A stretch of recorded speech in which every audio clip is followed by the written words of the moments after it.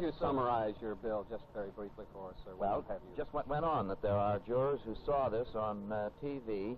We say that they are as much witnesses as though they saw it on the street corner. And the determination now is to whether they are valid jurors. How long do you think it will take to get an opinion from the Supreme Court on this? This week, easy. By maybe tonight, tomorrow, or Wednesday. I'm sure by Wednesday at the latest. District Attorney Henry Wade on the same subject.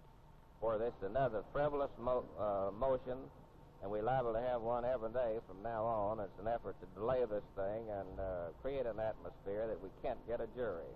The only discussion I have on this thing is concerned only with picking a jury, not concerned with any of the facts or the evidence in the matter. Mr. Wade, what is the point of the defense to delay this trial? They hope to get it transferred somewhere else, I think. Judge Joe B. Brown allowed the unsuccessful move to the higher court, but with qualifications. How is it qualified? By explaining the true facts of actually what happened. Some of the contents are contentions of the defense, which doesn't necessarily mean that they're saying something that isn't true. It's something that they contend. Will this delay the examination of... No, sir. We're going on right now. If you all let me through. Later. Counselor, there's been some speculation about the pictures of the Texas School Book Depository building. Speculation that the prosecution would attempt to link Mr. Ruby to Mr. Oswald. Can you tell us if there's any like that? You see that spot there? That's reserved for me. That one over there is reserved for Tony Hill if they try to do it. We're going to come up fast.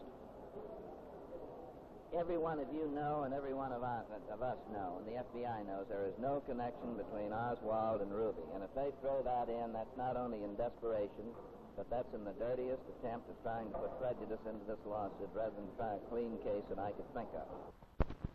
Study in contradictions. He's got fees as high as $1 million in bond, as little as a beat-up typewriter.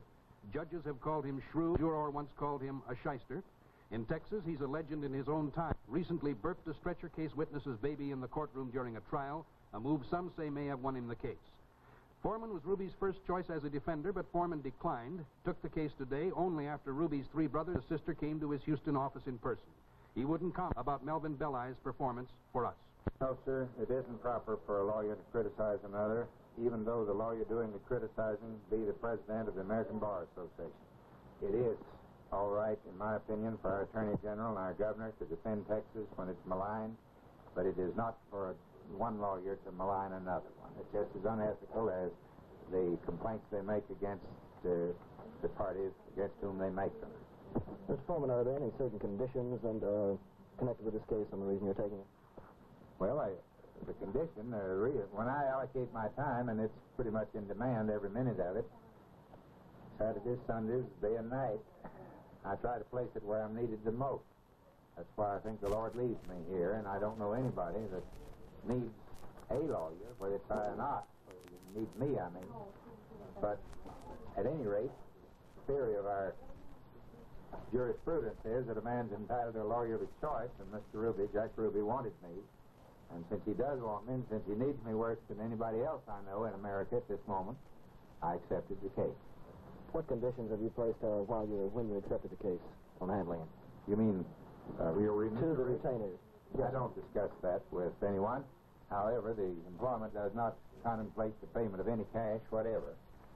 And none is available, as I understand it. But other than that, I don't care to comment on it. Or any other... Well, that's it.